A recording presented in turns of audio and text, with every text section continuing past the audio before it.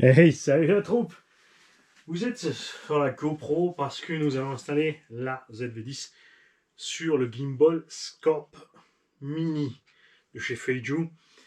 Hyper simple, tout comme on a fait pour fixer la GoPro dessus quand on filme avec cette caméra là.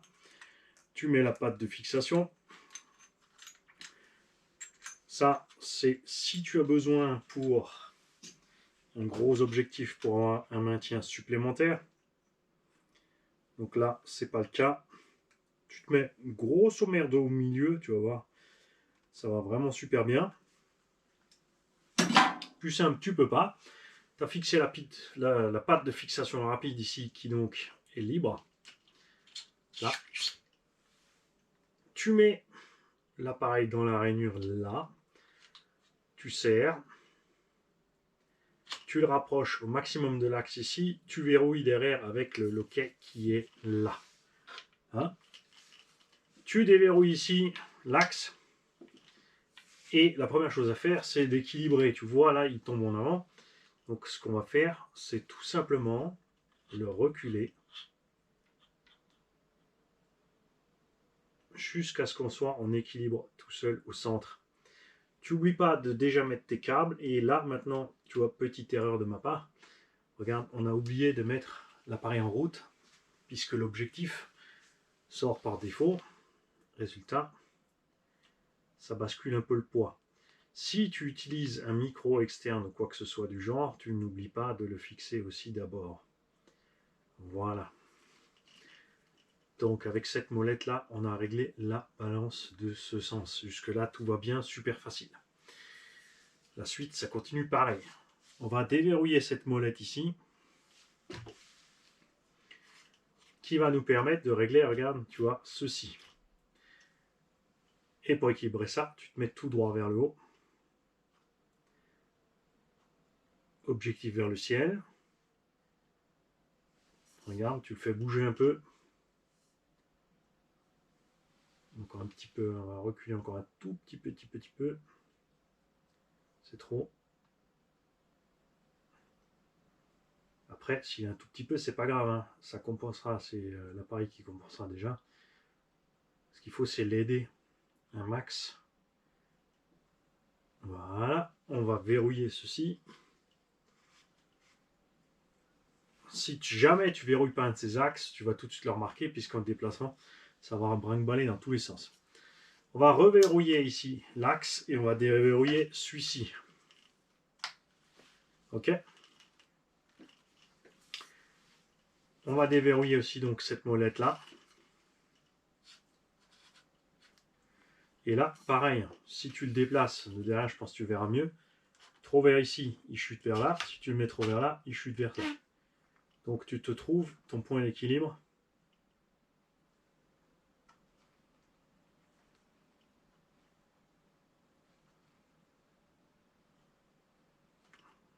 Allez, encore un peu.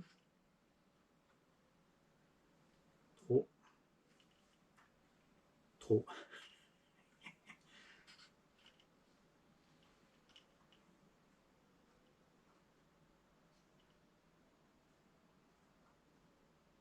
Voilà, on va verrouiller. Ok. Et maintenant l'essentiel, aussi évidemment, cet axe-là. Pas quand tu es debout, mais c'est quand on va travailler avec le machin vers l'avant que ça va poser problème. Donc tu déverrouilles aussi ici. Tu reverrouilles, pardon, je veux dire, tu reverrouilles là. Tu déverrouilles celui-ci. Tu desserres celui-là. Et maintenant, on va tout simplement le pencher en avant. Et on est bon. Si tu montes trop, pareil, il va tomber d'un sens ou de l'autre. Hein, pas bien méchant. C'est le dernier, c'est aussi le plus simple. Regarde, on va le faire. Tu vois, regarde. Ok.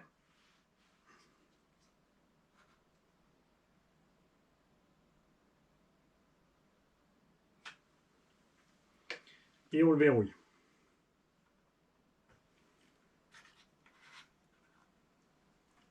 Ok. Maintenant, très important à mettre en route, bien évidemment, c'est de tout déverrouiller. Ok?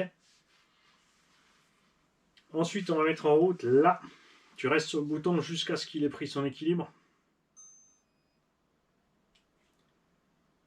Voilà. Là, c'est prêt, bien sûr. On peut fixer le trépied ici, on peut le fixer en haut. Moi, j'ai fait ça parce que quand j'ai monté les kits, je vais pouvoir travailler avec ça. On va tout simplement faire comme ça. Et hop, tu seras là pour travailler avec le kit.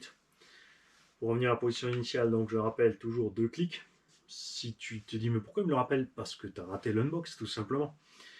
Je rappelle que cette molette aussi, là, tu peux la programmer sur en haut, en bas, gauche, droite, ou pivot, comme tu veux.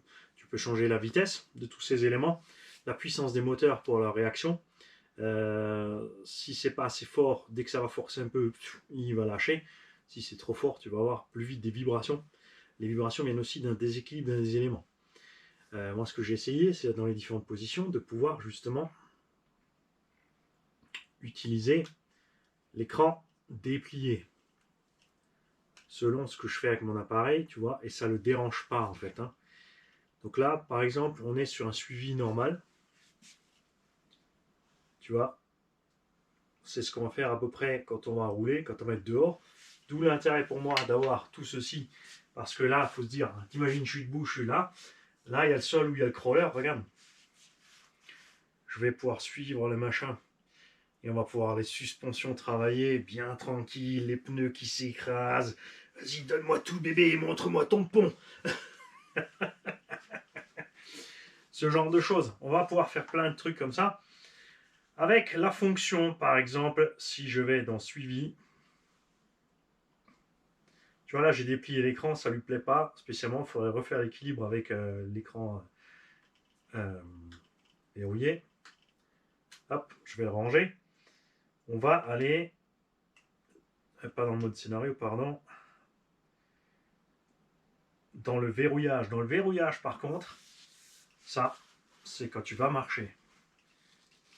Il compense tout et regarde, il ne perd pas la mire. Tu vois?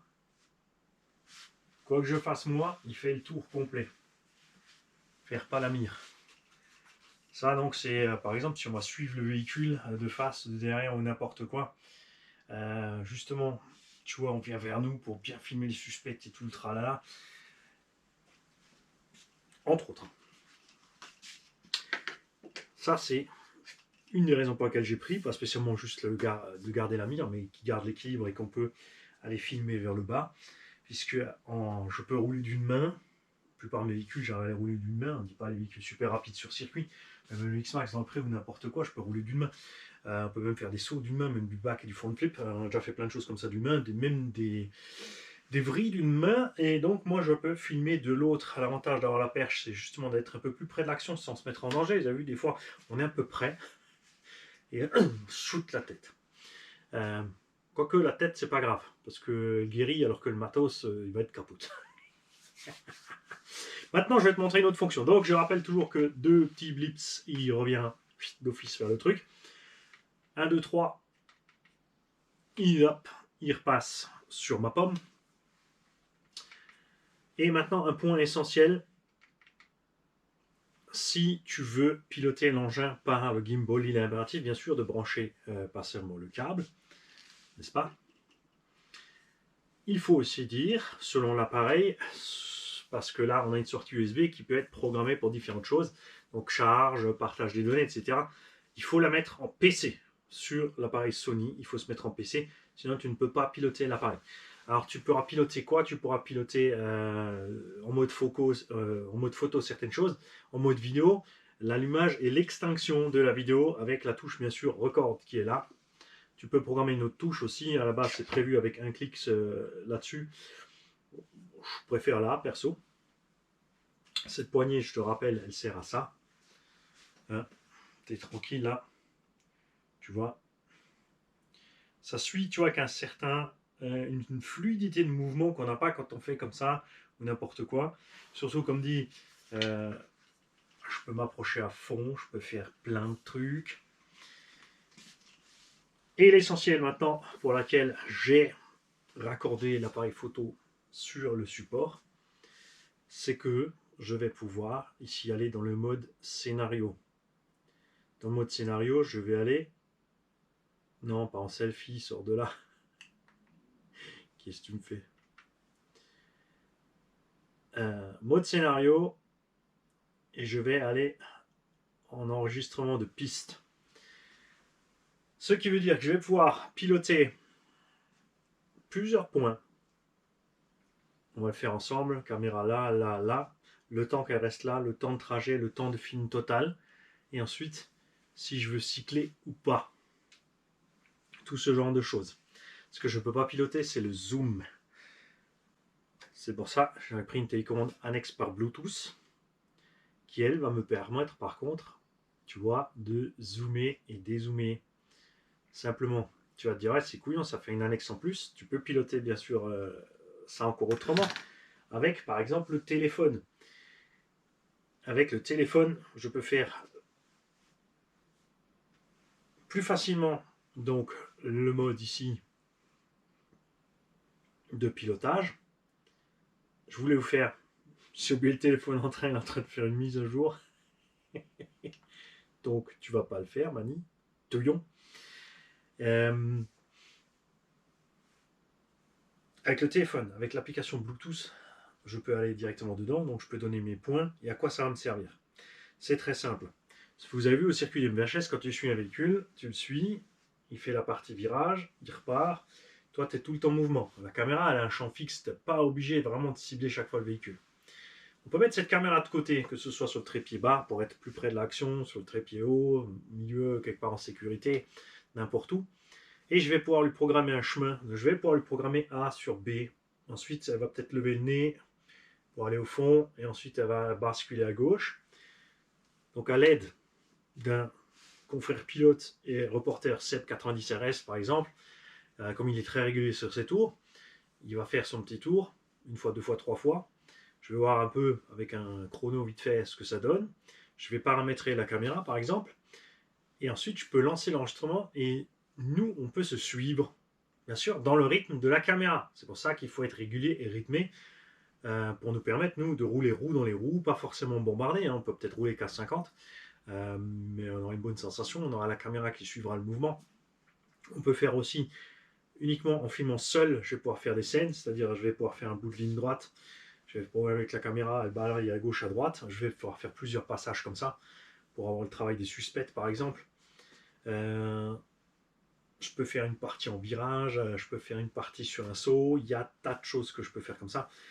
Et une autre fonctionnalité sympathique, là où Rafouille, donc ma main gauche, et Jam Jam, ma main droite sur la chaîne, m'ont demandé qu'est-ce que tu veux faire avec ça. La réponse de Mani était ça, c'est un truc de geek qui me plaît. Alors je t'explique en reliant le téléphone à la caméra. Tu prends une position de départ, n'importe laquelle, comme ça, comme ça, comme ça, ou debout, peu importe. Si j'enregistre comme ça, quand je tiens mon téléphone droit, la caméra va rester droite. Quand je vais pencher, elle va descendre. Quand je vais tirer, elle va monter. Quand je vais aller à gauche, elle va à gauche, à droite, droite. Si je pars comme ça va le faire. Si je pars de l'autre sens parce que je suis face en selfie ou n'importe quoi, c'est pareil. En basculant la caméra, le téléphone en fait, la caméra suit. Sur le téléphone, je peux commander l'enregistrement, bien sûr en photo ou en vidéo. Du coup, moi, je ne suis pas forcément être obligé de près des véhicules, au milieu du circuit, de déranger les gens. Je peux me mettre à l'extérieur, je peux me mettre face caméra ou au dos, ce qui m'ira le mieux pour piloter, mettre en route et ensuite, parce que les moteurs sont super rapides, je vais pouvoir faire suivre la caméra. Tu peux changer la position de départ à tout moment manuellement ici avec la petite molette. Regarde, même si je vais me mettre en suivi, en verrouillage de cible, regarde, j'ai verrouillé de travers, la caméra va rester de travers. Tu vois, on revient toujours à 0 deux fois là. Et pour te dire, là, évidemment, si je pousse la molette, tu as vu, c'est pas très rapide. Mais regarde la vitesse de fonctionnement avec les moteurs. Tu vois, là, je suis allé un peu trop fort à la dézinguer. Ça, c'est la raison pour laquelle on ne pourra pas la fixer sur un engin dans le tout-terrain si tu te posais la question pour bombarder. Par contre, on pourrait la mettre sur un XRT, cette gimbal, et l'utiliser comme un slide sur le circuit pour suivre tout simplement un groupe de véhicules ou un véhicule principal ou un après l'autre. On peut cibler d'abord le vert, après on cible le jaune, après on cible le rouge. On les garde en mire pour regarder un peu un tour de chacun. Tout ça. J'ai en plus de ça pris un gilet sur lequel tu peux fixer un petit axe ou un gros axe. Ouais, ça me change, un gros axe. Plus un bras articulé. Bon, le bras articulé ne servira à rien puisque comme tu peux voir, le gimbal a déjà une certaine hauteur. Donc j'ai testé sur le bras devant moi. Je visse ça là-dessus. Et moi, j'ai la caméra devant moi. L'écran, comme je peux le régler comme je veux, je cible devant moi. Et moi, tout ce que j'ai à faire, c'est déplacer et suivre. La caméra garde l'assiette. Et elle fait un mouvement super smooth. Et tu vas te poser la question, c'est bien beau de faire super smooth, puisqu'admettons c'est là. Le véhicule est là. Moi, j'ai mes deux mains libres, puisque j'ai la barre qui est fixe ici. Et je suis mon véhicule. Tout ce que j'ai à faire, c'est suivre avec le tronc. Donc c'est bien, ça va me refaire travailler un peu ma mobilité. Et le truc, bien sûr, c'est quand le véhicule saute, il faut monter le tronc. Là, tu vois que ça garde l'assiette. Dans ce cas-là, tout simplement, tu peux verrouiller. Attends, bouge pas, c'est lequel que je me plante pas, celui-là. Si je verrouille celui-là, regarde, je vais avoir tout le suivi comme ça aussi, mais par contre, je vais pouvoir suivre mon véhicule en l'air. On peut changer la vitesse des moteurs, tu vois, parce que là, la réaction est relativement rapide, donc il ne va pas réussir à suivre mon véhicule, tu vois. Ou alors, il faut vraiment, tu vois, hein, ça marche bien, n'empêche, hein, regarde. Tu vois, là, il a regardé la cible verrouillée. Attends, on va te changer de truc, on va te mettre en suivi global. Tu vois, la vitesse qu'il a, selon ce que tu fais comme mouvement, comme réglage, il va réagir plus ou moins vite, regarde. Et dans ce cas-là, par exemple, pour mon saut, hop, je vais pouvoir y arriver. Il va falloir bien sûr de l'entraînement, quelques heures de pratique. On aura un tas de mini-scènes, d'où l'intérêt, je vous l'ai dit, tout doucement, tout doucement, tout doucement, je m'habitue un peu à faire des montages, des trucs. Donc là, on va pouvoir empiler un tas de mini-scènes pour faire les montages. À ce moment-là, justement, je pourrais travailler mes transitions et tout le tralala. Puisqu'au fur et à mesure, il faut aussi que je monte mon level de ce que je peux faire sur les vidéos pour faire des trucs cool. Donc on va programmer par exemple position ABCD. Donc on part avant la rampe.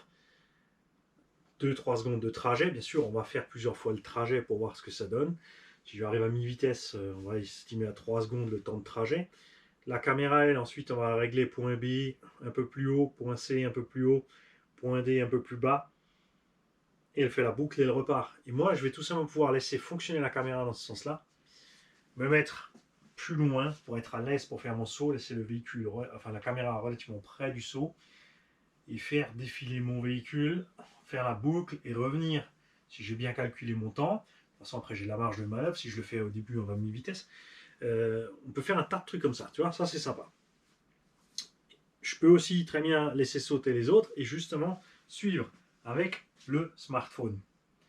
Ça va, je t'assure, tu peux faire comme ça avec le mouvement. C'est con que je l'ai laissé en haut là pour la mise à jour. Il est branché, je ne peux pas aller le débrancher. J'ai pas envie de recommencer la vidéo plus tard et j'ai pas envie non plus de passer au montage avec la vidéo.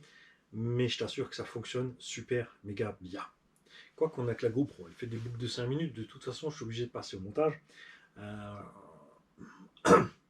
serait peut-être malin d'aller chercher le téléphone pour vous faire la démo. Ok. J'y vais. Bouge pas. De toute façon, t'as raison. Me revoilà! T'as eu peur, hein? Chaussette. Ok. Le gimbal est allumé. Il indique un niveau de batterie d'ailleurs qui est excellent. Ça, faut y laisser. J'ai joué avec un petit peu, 1 heure ou 2. Le niveau de batterie à peine pas descendu. Dans le manuel, tu as partout des QR codes pour l'installation de la GoPro, de la caméra, du téléphone, par étape, l'unbox, tout. En anglais. Hein? Tu scannes, Feiju. Truc d'accès, pas de panique, c'est en chinois. T'attends un petit peu et hop. Autoriser. Oui, j'ai oublié d'allumer la localisation pour mettre le machin en route. Accès de mon localisation, oui. Et tu te trouves donc connecté avec le Bluetooth ici à ton scope. Tu peux changer donc les modes de suivi, la vitesse, les paramètres séparément. Tu peux faire un étalonnage.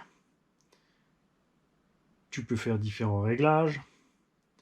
Tu peux régler la puissance de tes moteurs. Comme dit, plus ou moins balèze, ça réagit plus ou moins vite et fort. Pour l'instant, on a tout mieux taqué. Et là, donc pour le diaphragme, l'ISO et l'obturateur pour les photos, c'est pas un mode utile en vidéo.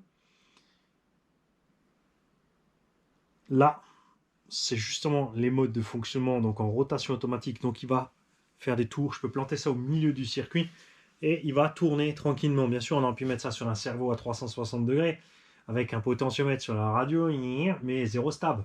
Là, on a la stab. On a tout ce qu'il faut. Tu vas arrêter de te fermer, toi. Le mode prise de vue panoramique, donc là, c'est pour le photo. Donc tu lui donnes un trajet, il fait les photos et ensuite tu as ton Panoramix Maximus. Le timelapse, c'est pareil. Et moi, ce qui m'intéresse, donc, c'est ceci. On va aller là. Ici, maintenant, on va choisir un point. Ici, tu as la molette. Donc, je vais te prendre le tas de carrosserie là-haut. OK. Je vais filmer ça pendant 3 secondes. Je valide. Je mets un point B. Pareil, le point B, donc on filme plus bas, on revient vers nous. Je te fixe. Et je te fixe temps de mouvement. On va faire un mouvement pas rapide ici. Un temps de mouvement, on va le passer à 6 secondes. Le temps de rétention, c'est le temps où il va rester en bas. 3 secondes, je vais te regarder dans les yeux. OK, je valide ma position. J'ajoute encore une position. Je remonte, par exemple, là. Là, il n'est pas rapide, hein, puisque c'est pas le but d'être rapide ici. Et je vais voir ce qui se passe là-bas, près de la poubelle. On va voir si on a un bac de récupération dans l'atelier. Alors, ce qui est dommage, bien sûr, ici, c'est que on aimerait bien aussi pouvoir programmer un zoom, ça c'est sûr. Temps de mouvement, là, on va le faire rapide en 2 secondes. Et on va observer la poubelle pendant 3 secondes. 2 secondes? Ok, 2 secondes aussi. Non, allez, 4 secondes. Ok. On peut prévisualiser ou pour aller commencer à filmer. Donc il se met ici. Tu as ton tableau de programmation, la position qu'il a. Quand on va filmer, il ne va pas rester un troisième, il va revenir d'office. Donc à la première position et par le point le plus court. Mais il ne fait pas tout le tour. Là, tu vois, il s'est déclenché, il filme. Regarde maintenant, il descend tout doucement pour te fixer dans les yeux. Regarde-moi ça. Il t'observe bien longtemps. Et après, hop, il va jeter un coup d'œil dans le bac de réaction. Regarde la vitesse de mouvement. Et on peut descendre. Hein. Et là, il s'arrête. Il revient à sa position neutre. Donc ça va permettre de faire certaines choses même en étant seul. Tournage terminé, on est bon.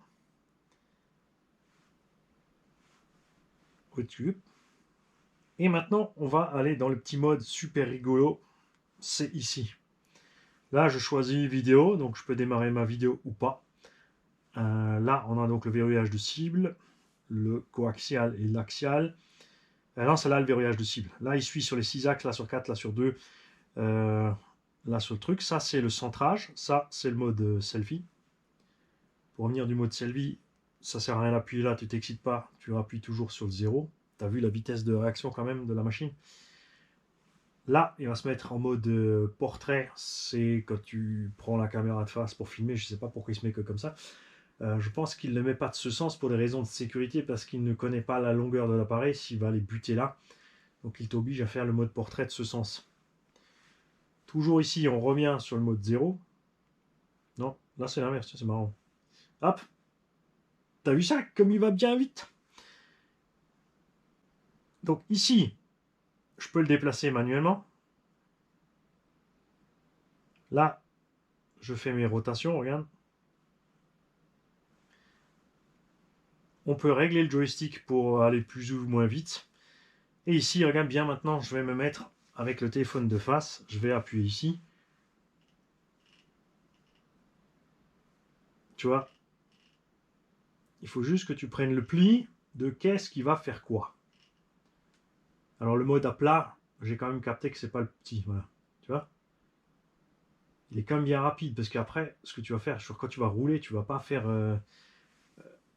comme lui, il sera loin de l'appareil, on va pas devoir aller trop vite. Pour déverrouiller, tu mets là. Maintenant, on va le refaire. Regarde, je vais me mettre derrière toi, je vais le laisser à plat, et je vais laisser mon téléphone en long. Ok?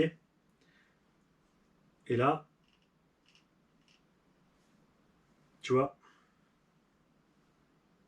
c'est plus pratique pour faire ça. Toi, tu as peut-être l'impression que c'est lent en étant en face là, mais je t'assure que quand tu es derrière l'appareil, là, ça va super vite. Et le plus simple, je crois que c'est quand même celui-là, si tu te mets bien de face. Parce que là, on monte, on descend. Le moteur, il rame un petit peu là. C'est-à-dire qu'il faut que je rééquilibre la bête.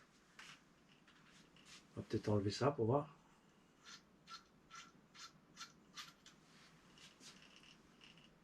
C'est pas mieux. Tu vois? Donc moi, je peux vraiment, à distance, suivre quelque chose sans être dans le champ des pilotes. Hein. Tout simplement, pourquoi je fais tout ça? Parce que je vous ai dit que je vais essayer, je vous promets rien, hein, ça dépendra aussi de mon dos, de me déplacer un peu plus pour voir les circuits, les clubs, etc. Déjà, on va retourner au MBHS. Xavier nous attend de pied ferme, le boss là-bas. On va aller à la Lutz aussi, découvrir les gars. Toujours bien sûr, comme moi je viens filmer, et vous aussi, si vous filmez, demandez toujours d'abord aux gars si ça les dérange ou pas. Il y en a qui n'ont pas envie d'être filmés. Expliquez-leur que vous filmez le véhicule et pas lui. Par exemple, il y a des gens qui n'aiment pas être sur la caméra, des gens qui n'aiment pas qu'on filme. Il y a des gens qui ont peur en fait de dire des choses qui seront enregistrées et qui pourraient se retourner contre eux. Ouais. Si tu dis une connerie, tu dis une connerie. Je veux dire que tu la dises en privé ou que C'est sûr, ça dérange les gens quand ils parlent de quelqu'un qui dit une connerie. On peut couper le son, c'est pas un problème. Je veux dire, moi j'écoute les vidéos avant de les mettre en ligne. Des fois, vous avez vu un petit gros mot qui part ou l'autre, hein, on minimise le son, on le coupe. Dans le cas du papy à vélo complètement peinté, là on a carrément dû couper le son. Ça allait pas du tout. La mamie hystérique, c'est pareil. Hein, on a une fois croisé une mamie qui a complètement pété les fusibles. Elle nous a traité de tous les noms, on sait pas pourquoi. Comme ça. On la dérangeait. On sait pas. Bref, il va falloir que je m'entraîne. Ça ne veut pas dire non plus que je vais m'en servir tout de suite et vite et bien. Ça promet quelques ratés, quelques fous rires, quelques pertes de patience éventuellement si ça ne marche pas comme je veux. Comme par exemple si je veux virer la vibration de ce truc parce que ça ne me plaît pas qu'il vibre comme ça quand il se déplace droite-gauche. Donc comme dit, ça peut être un simple problème. Non, c'est quand il monte et il descend. Un simple petit problème d'équilibre. Voilà. On verra ça. Ce qu'il faut savoir quand il est allumé, c'est que tu peux le bouger manuellement quand même, tendrement, tu fais pas l'idiot. Par exemple pour filmer le plancher là, pour faire un montage kit. Je peux même pousser le bouchon, tiens regarde. Si je me mets là, je peux travailler devant. C'est sympa aussi. Il y a un tas de possibilités.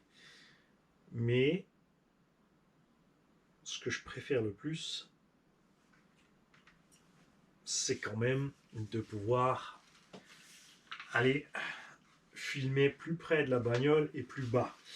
Alors si tu te poses des questions, oui il y a 1 mètre, oui il y a 2-3 kilos sur le machin, si tu es un rat de bureau, ouais fais pas ça parce que ton poignet va vite en avoir. Moi je peux rester la journée comme ça me dérange pas. Je suis pas le seul heureusement. Les ouvriers, les travailleurs, il y en a plein. Il en faut aussi hein, les gars dans les bureaux. Mais il faut surtout des gars dehors. Bon, moi je vous laisse. Je vais aller continuer à m'amuser avec ce truc-là pour apprendre par cœur toutes les fonctions ou chercher quoi rapidement. Parce que c'est vraiment le truc que je fais pas. Tu vas sur le terrain et finalement quoi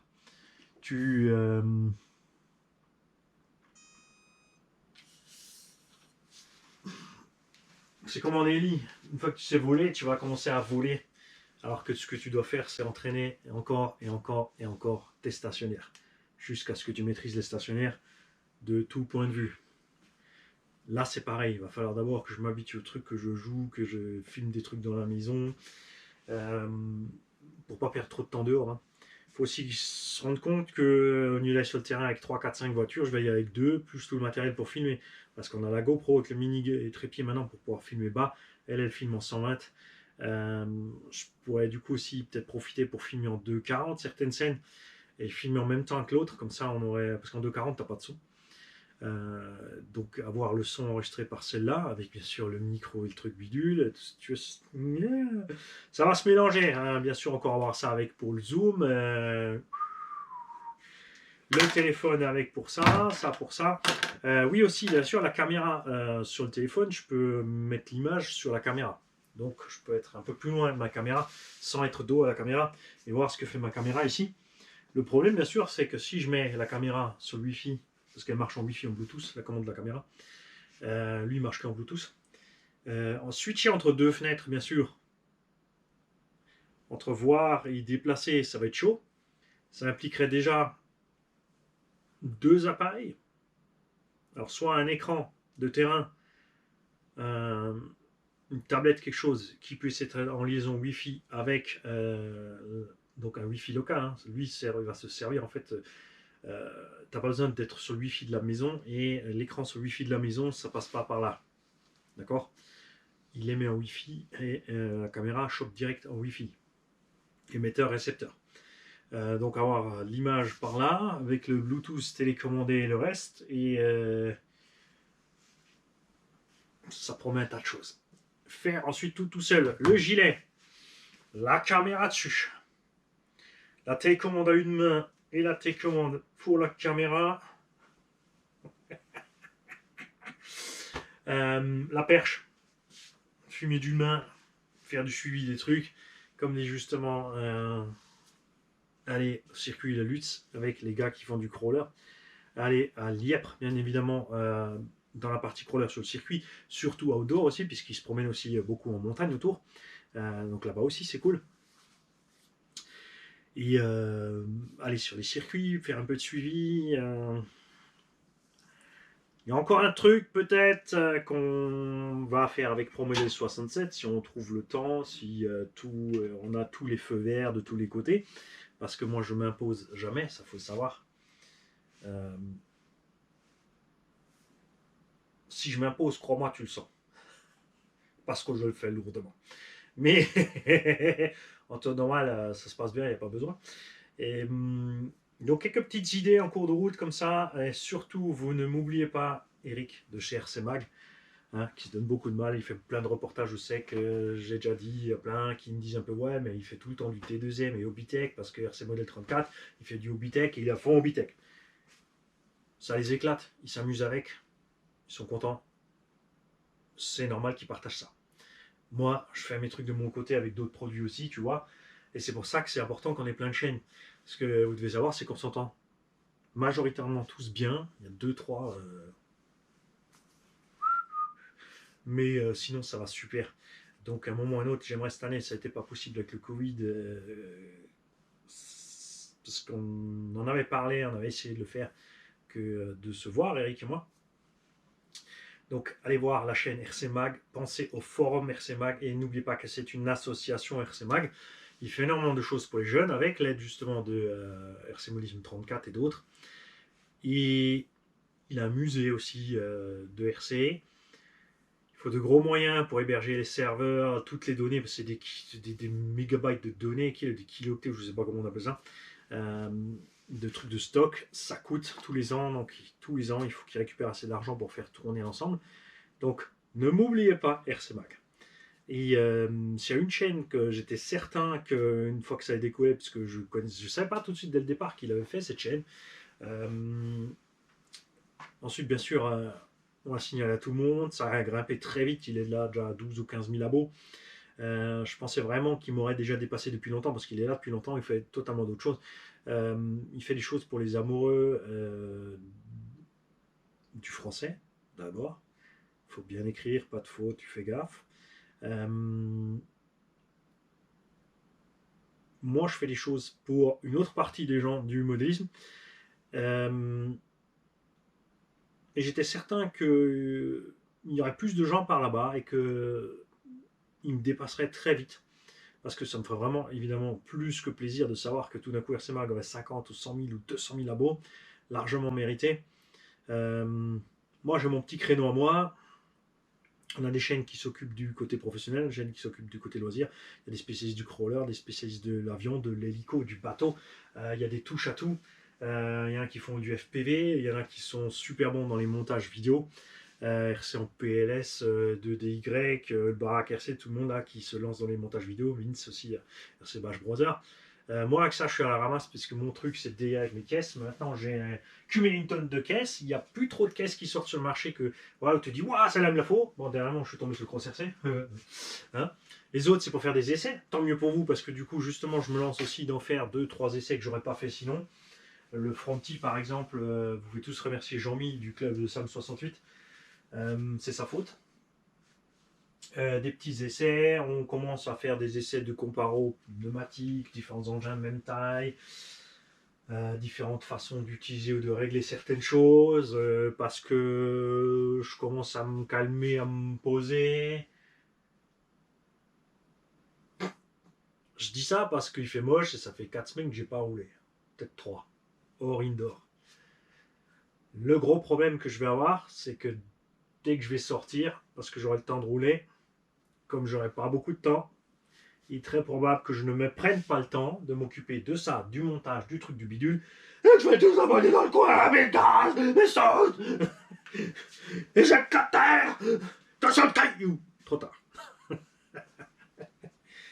Bref, vous me connaissez, ça promet de partir en touille toute cette histoire comme d'hab. Allez, salut les gars. Ça y est, ça veut plus s'éteindre. Ça en profite, tiens, on va voir ce que ça donne cette image. Ah, t'as le petit chapi-chapeau. Oui, j'ai mis un petit chapi-chapeau parce que regarde, néon. Pas néon, néon, pas néon.